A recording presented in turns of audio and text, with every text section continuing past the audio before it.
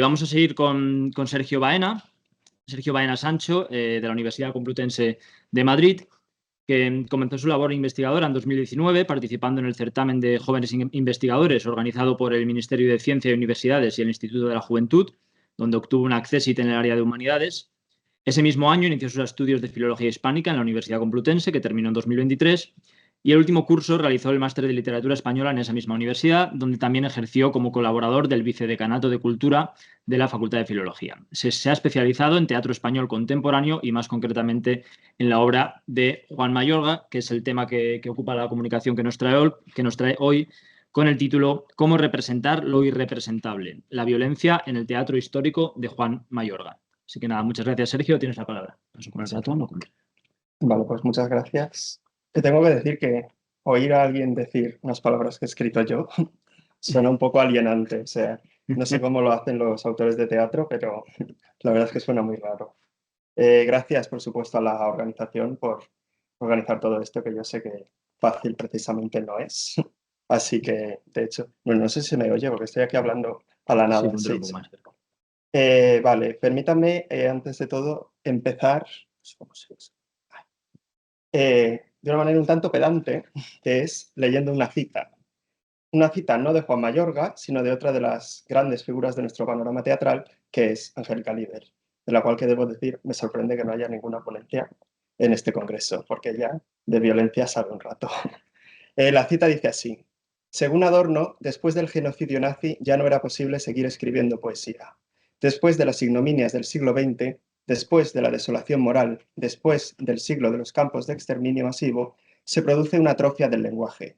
La escritura necesita llegar a una tregua con el sinsentido de la existencia, porque de lo contrario nadie podría emprender el absurdo acto de escribir. Efectivamente, una parte bastante considerable de la literatura posterior a la Segunda Guerra Mundial trata sobre esta cuestión de la representabilidad o de la expresión de la violencia más extrema. Y que precisamente, como esto es algo que demuestra el propio congreso en el que estamos, que se trata exactamente a este tema de la violencia en la literatura. El horror del Holocausto en Europa, de la guerra civil en España o de las dictaduras militares en Hispanoamérica se ha convertido en materia literaria y lo ha hecho, desde luego, con no poca controversia. Ahora bien, si hay un género literario en el que la exhibición de la violencia es un problema con mayúsculas, ese es, sin duda, el teatro. La fisicidad inherente al medio teatral eleva al máximo la pregunta de la exhibición de la violencia.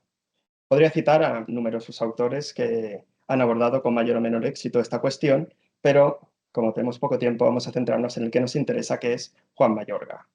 El teatro de Mayorga, como sabrán quienes lo conozcan, es un teatro predominantemente político, en el que la cuestión social es clave.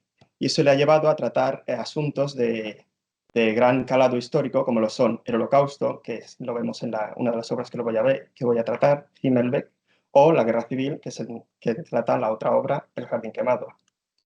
Las obras de Mayorga, que es filósofo de formación, son plenamente autoconscientes en lo que a violencia se refiere y se preguntan al espectador sobre los límites de la representación. Por eso, antes de meterme directamente a las obras que quiero tratar, voy a hacer un resumen lo más breve posible de las influencias filosóficas en torno a las que Mayorga construye su propuesta dramática. Porque, como vamos a ir viendo, todas las decisiones estéticas y teatrales en el teatro de Mayorga van precedidas de una decisión ética. Bien. El eje en torno al que Mayorga estructura su dramaturgia de la violencia es el respeto a la dignidad de las víctimas. Siguiendo el concepto de justicia anamnética del filósofo Reyes Mate, que fue su director de tesis, Mayorga busca en su teatro hacer memoria del daño irreparable de las catástrofes de la historia. Haciéndose eco de la filosofía de Walter Benjamin, a quien dedicó su tesis doctoral. Todo gira en torno a la tesis doctoral, ya siento ir avisando. Haciéndose eco de la filosofía de Benjamin, la obra mayorguena busca representar una historia no de los vencedores, sino de los vencidos, en el que sirva en el presente para evitar la repetición de la barbarie pasada. Porque para nuestro autor, como dice en esa cita, la única manera de hacer justicia a las víctimas del pasado es impedir que haya nuevas víctimas en el presente. Esta posición supone dos problemas. El primero de ellos es el de la legitimidad de la representación.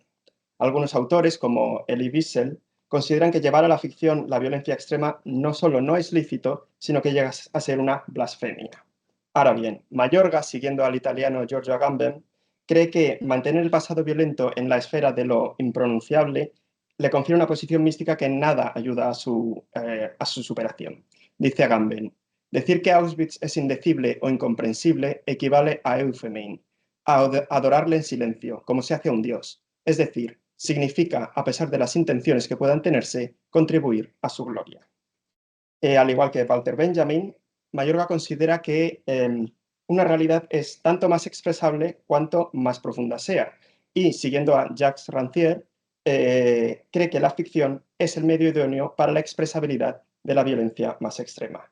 Perdón por ir súper rápido con las citas, pero es que son 20 páginas de mi TFM, o sea que... Vale.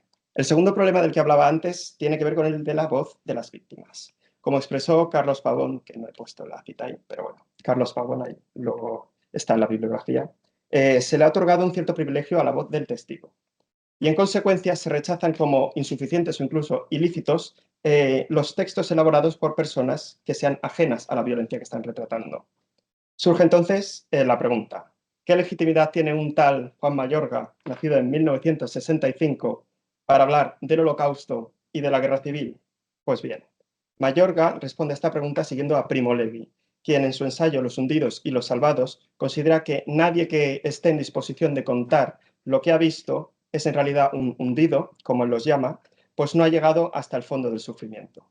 Y en consecuencia, los salvados, es decir, todos los demás, desde la conciencia de su condición, tienen la obligación moral de mantener la memoria de los hundidos.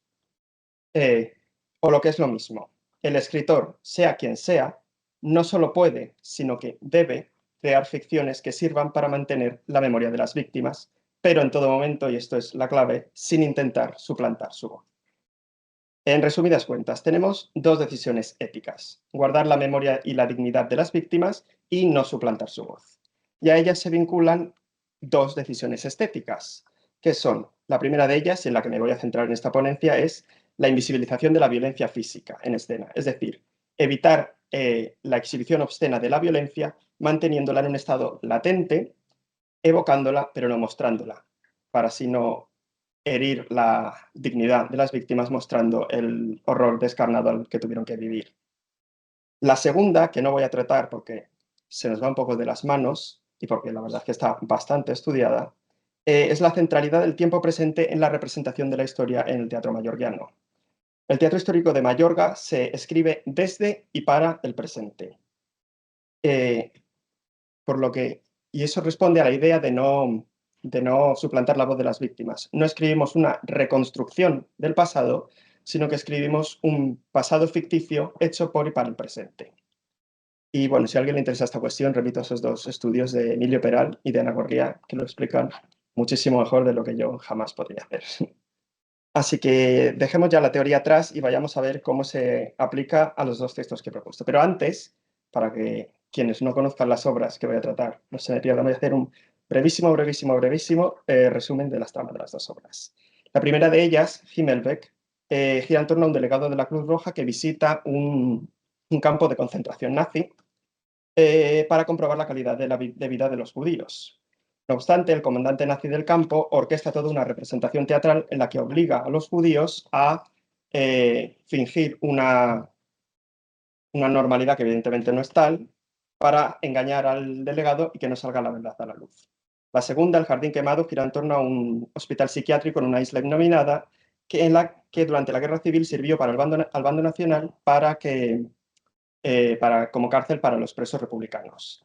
La obra se inicia con la llegada de una joven médica llamada Bennett, que descubre que 12 de los internos del hospital son en realidad 12 presos republicanos que supuestamente habían sido fusilados y que el director del hospital, llamado Garay, ha escondido del mundo otorgándoles identidades falsas que ellos mismos, a la manera quijotesca, han acabado asumiendo como reales. Dicho esto, entremos en materia ya. En ambas obras observamos una tendencia, como digo, a escamotear a ojos del espectador la visión de la violencia física. Y vamos a ver primero el caso del jardín quemado. En esta obra, Mayorga utiliza 3 signos para simbolizar la violencia que tuvo lugar en el interior del jardín de este hospital psiquiátrico, que es donde se desarrolla toda la acción de la obra. El primero de ellos es la ceniza de la que está cubierto, que sirve como recordatorio perpetuo de que, como dice Garay en esta cita que he traído aquí, la guerra lo quemó para siempre. Es un recuerdo constante de la violencia que hubo durante la guerra. Una función similar tienen los agujeros de bala del muro que rodea el jardín, que es resultado del asesinato de los 12 inocentes que fueron fusilados en lugar de los 12 presos republicanos. Un recurso que recuerda, y bastante, a los agujeros de bala del techo del Congreso de los Diputados, que se mantienen para recordar lo ocurrido el 23F. Bien. En esta cita de aquí vemos cómo Garay reta a Benet, la joven médica, y con ella reta al espectador a escuchar los disparos que evocan esos agujeros y que en la actualidad producen un silencio atronador que acusa la ausencia de las víctimas. El último de los recursos que utiliza en el jardín quemado es el de la cicatriz. La cicatriz de uno de los personajes, llamado Periquito Lila, luego descubrimos que se llama Antonio Roca, sirve como remanente de la violencia pasada, pero esta vez no de la violencia ejercida durante la Guerra Civil, sino de la ejercida por el Garay, el director del hospital. Esta cicatriz se produce después de que otro de los internos, llamado Ferrater, se enamorase de él dentro de esta ficción quijotesca que Garay que creó para ellos, y para que nadie se enamorase de él, le rajó la cara para hacerle más feo, ¿no? Lo dice aquí otro de los personajes de Don Osvaldo en la cita que he puesto, dice que con la pluma, por amor, le ha dibujado una sonrisa, pero ha sido para hacerle feo de un mordisco. De manera que después, al ver que después de herirle quedaba una cicatriz, el doctor Garay le expulsa del hospital para que el resto de internos no viesen el resultado de la violencia que Garay está ejerciendo contra ellos, al privarles de su libertad y de su propia identidad. Bien, bastante similar al caso del Jardín Quemado lo encontramos en Himmelbeck. En esta obra, el autor relega al fondo de la representación todo lo relacionado con el asesinato de los judíos, de manera que el espectador solo puede inferirlo a través de señales muy discretas a lo largo de la obra. El ejemplo más claro lo encontramos en el ruido de tren que se escucha en numerosas ocasiones a lo largo de la representación y en el que el espectador reconoce el sonido de los trenes que recorrían Europa cargados de personas cuyo destino era la cámara de gas. Y la verdad es que ahora estamos en una muy buena posición porque pasan los trenes de vez en cuando por aquí. Aunque estos no hacen ruido ninguno porque son más modernos. Pero bueno, sirve para meterse en escena. Bien, el tren no debemos olvidar que se ha convertido en uno de los símbolos de mayor calado en las representaciones de la Shoah, del Holocausto. Y podemos ver, por ejemplo, el famoso documental de Claude Lanzmann, en el que finaliza con la imagen de un tren en marcha, o la propia imagen prototípica de Auschwitz, que es la de la entrada por donde llegaban los trenes al campo de Birkenau. De esta manera, al enseñarnos solo el ruido del tren, Mayorga juega con lo que el espectador sabe del Holocausto para sugerir, sin mostrar, el horror que está ocurriendo dentro del campo de concentración. Bien, otro recurso recurrente para sugerir la muerte de los judíos es el cambio de actores a lo largo del acto segundo, siempre tras una equivocación a la hora de interpretar su papel, de manera que inferimos que han sido apartados y por lo tanto asesinados, porque recordemos que son judíos que están actuando, han sido apartados por su inutilidad a la hora de actuar. En la primera escena del acto segundo, que es una escena en la que un niño enseña a otro a tirar una peonza, llegamos a ver hasta 5 actores diferentes, pero el cambio más sugestivo, en mi opinión, lo encontramos en la escena del banco, en la que es una conversación entre un hombre y una mujer jóvenes. Y en esta escena vemos que una mujer, una joven pelirroja, es sustituida tras salirse del guión e incluso proponer a su compañero la huida del campo. De manera que porque, a ver, en estas escenas se van repitiendo sucesivamente, o sea, continuamente, de manera cíclica. Y después de que terminamos de ver cuando se sale del guión, volvemos a la escena y en la acotación nos dice: un hombre y una mujer jóvenes en el banco. Él es el de siempre, ella es otra y no es pelirroja. De manera que sabemos que a la pelirroja que quería escaparse ha acabado en el Himmelbeck, como lo llaman ellos, que es la cámara de gas. Pero bien, si el espectador tuviese alguna duda de cuál es el destino de los actores que son reemplazados, que es una duda lícita, el propio comandante del campo nazi se encarga de disiparla en el acto cuarto, al decirle al alcalde de los judíos, llamado Gottfried, lo siguiente: concéntrese en ese pensamiento, Gottfried. Yo no viajo en ese tren. Mientras esté aquí, yo no viajo en ese tren. ¿Necesitan un sentido? Deles un sentido. Vaya y hábleles. Pero al elegir sus palabras, recuerde, mientras estemos aquí, no estamos en ese tren. Y aún hay más recursos para simbolizar la muerte de los judíos. Por ejemplo, la mención constante a los expedientes. Y cuando digo constante es constante. El comandante se pasa toda la obra firmando expedientes que desde el acto cuarto se identifican con la vida de los prisioneros del campo. Y así, cada vez que el comandante firma o descarta un expediente, se nos está informando de la condena a muerte de uno de los judíos del campo.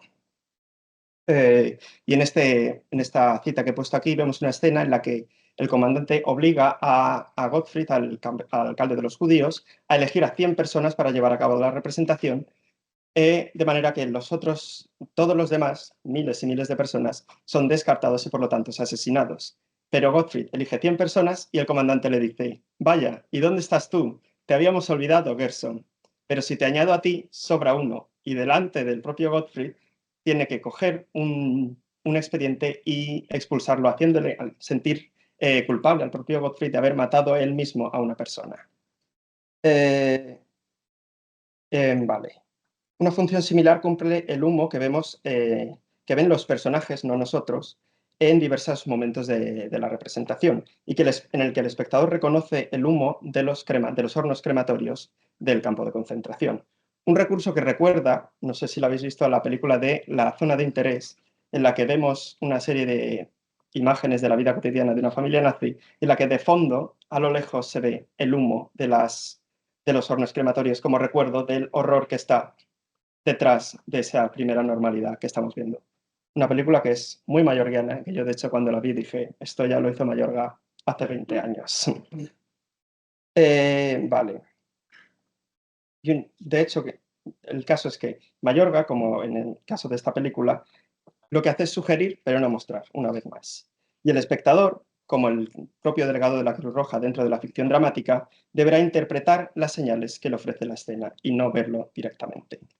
Y a modo de conclusión ya, podemos decir que la dramaturgia mayorguiana en torno a la violencia establece un juego de ocultación y desvelamiento a la manera lorquiana, en el que el autor nos oculta la verdad bajo una máscara de teatralidad que debemos desentrañar.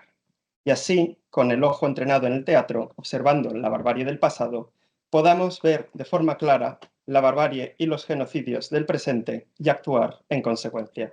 Muchas gracias. Eskerrik asko.